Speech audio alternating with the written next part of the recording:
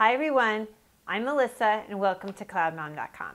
Winding up a three-part series this week on constipation. We've talked about babies and constipation, kids and constipation, and this show is about moms and constipation, okay? Not something any of us, especially me, I'm like completely repressed Catholic, feel comfortable talking about, but I actually do think it's a really, really important issue for moms because one of the things that happens when you have babies and when you have kids is that you just don't control your time at all in the same way. You don't have the same amount of time to yourself, and there's constantly people demanding your time, and it's really hard to take care of yourself. And actually going to the bathroom, like eating and sleeping, is part of that. So we're covering that on CloudMom, sort of in the spirit of our site and what we try to do when it comes to moms taking care of their kids and taking care of themselves. Okay, so got my notes here. I'm quickly looking. All right, talking about time. So obviously, big part of this is diet.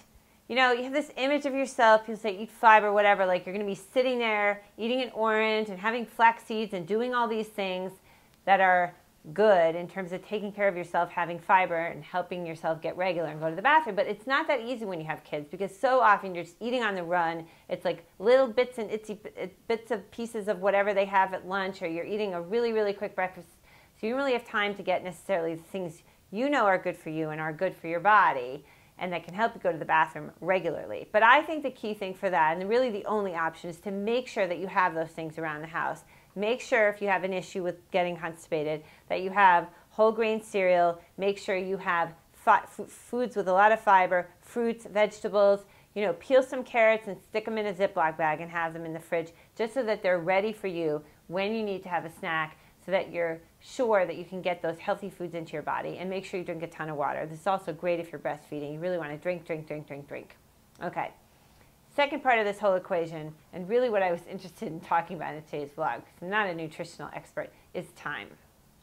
When you have kids, you cannot control your time, as I said at the beginning of the vlog, and especially in the morning, it's really, really hard. Never think that you can get up at the same time as your kids. You're going to have time to like take care of yourself, brush your hair, go to the bathroom. Forget it. So you might have to reckon with the fact that you might have to start getting up earlier. This is what I've had to do, and I'm not an early morning person. My kids get up at around 7:20, 7:30 sometimes. I usually get up at around 6:30.